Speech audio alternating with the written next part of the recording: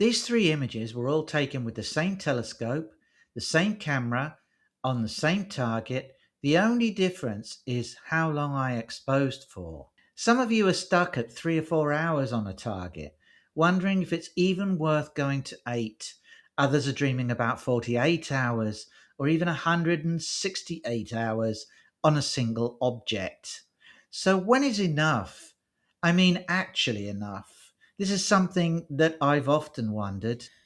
So today we're going to do two things. I'll show you the visual proof of when total time is enough. Then I'll show you how to use my special tool, my exposure calculator, to nail your sub-exposures perfectly.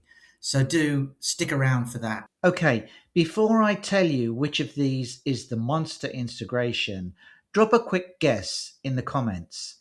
What do you think? Which one has the longest integration, A, B, or C? This video started because of your comments.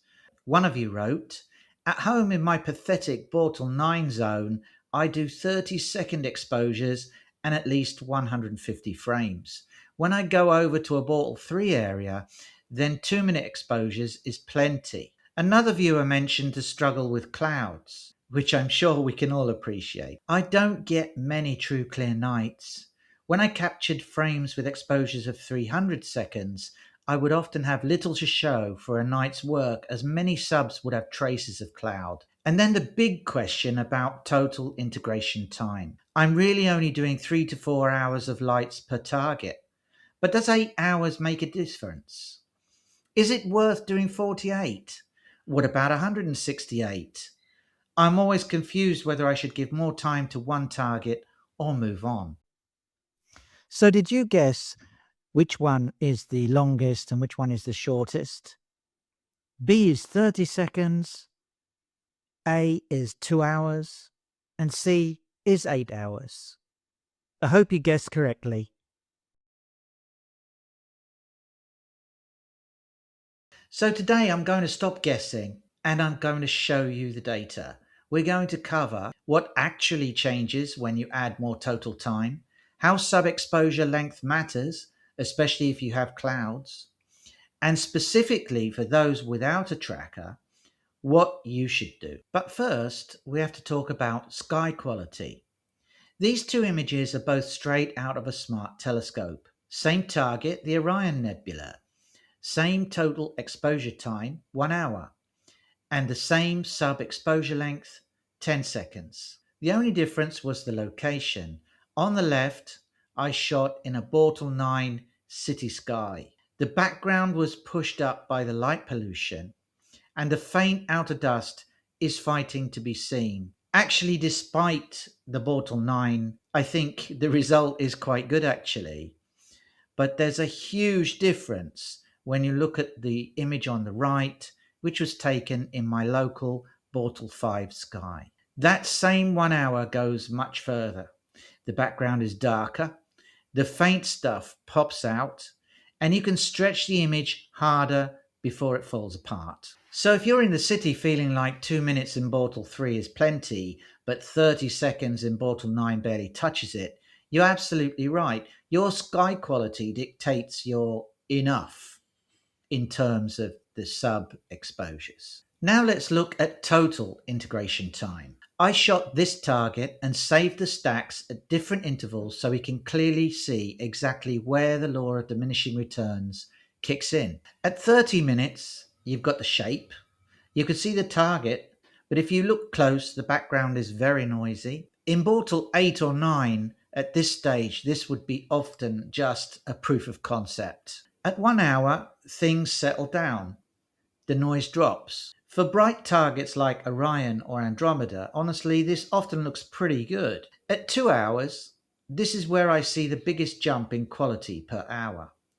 The background smooths out, and you can start pulling out faint dust without adding grain. At 4 hours, we are in project territory. The grains are still there, but they are subtle. We are polishing now, not building. At 8 hours, is it better? Yes. Is it twice as good as the 4-hour version? No. The curve has flattened. So to answer the viewer asking about 48 or 168 hours, Yes, you can do it. You will get incredibly smooth backgrounds and faint detail, but just be honest with yourself. You are doing it for the challenge, not because the 4 hour image was bad. You can see clearly here how noise reduces as we increase the exposure. Just to make it easier to see that, I've removed the stars. Now, what about the length of each individual exposure? To the viewer in the cloudy climate who said 300-second subs often get ruined, you're spot on. If you shoot 5-minute subs and a cloud drifts through, you lose that entire 5-minute chunk. If you were shooting 60-second subs, you'd only lose 1 minute of data. This is assuming, of course, that the cloud only passes through for a short period of time. In modern sensors, the read noise is so low that the difference between stacking lots of short exposures versus fewer long exposures is smaller than you might think.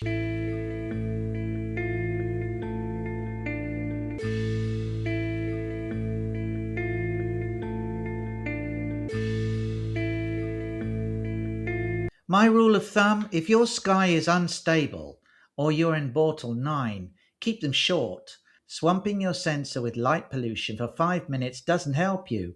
Shorter subs, stacked many times, is a perfectly valid strategy. I also want to address the comment from the viewer with no tracking mount. In your case, when is enough isn't about hours, it's about star trails. Your sub exposure is limited by physics, maybe 1 or 2 seconds before stars turn into sausages. I personally found once, by trying to capture the Orion Nebula with my wide field lens, I could expose for 5 seconds with just a tripod and no star tracker at all.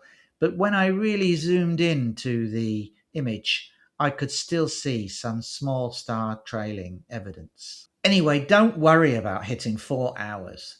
Focus on frame count. Aim for 50 to 150 clean frames. That is your enough. That stacking magic will happen regardless of how short the exposures are. There are quite a few factors to consider when working out what length sub-exposure you need.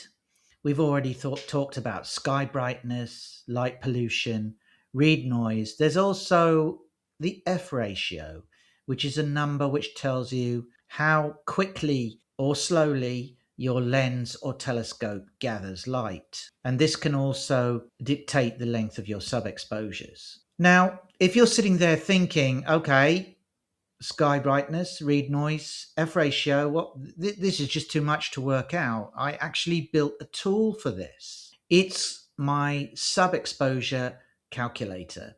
You just fill in the information, the level of sky brightness or your Bortle class, and it tells you the optimum exposure length, so you don't have to guess. It takes the headache out of the math, so you can just focus on getting clear nights and taking the images. I'll pop a link to it in the description below. So let's summarize now with just a few recipes that you can steal. Bortle 8 or 9 keeps subs short, 10 to 30 seconds, maximum 60 seconds, and aim for 2 to 4 hours total. Bortle 4 or 5, you can push subs as much as 2 or 5 minutes long. 4 hours is the sweet spot.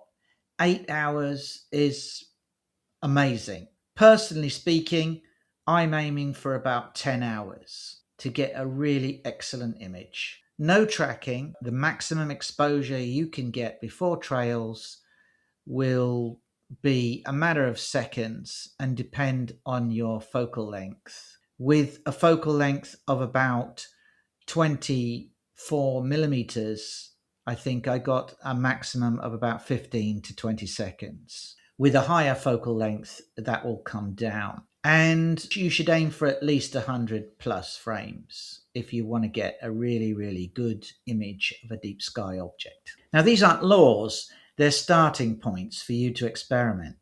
The real answer to when is enough is when you're happy with the image and still happy with the hobby. I'd love to do a kind of a follow-up to this with your data, so please do drop a comment below with your Bortle class.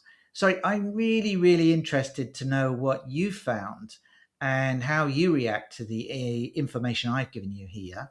So please do drop a comment below with your Bortle class, your typical sub length, and the longest you've ever imaged for one project. I think mine is something like about 21 hours so far. How long have you gone for? Thanks for watching. Clear skies, and I'll see you in the next one.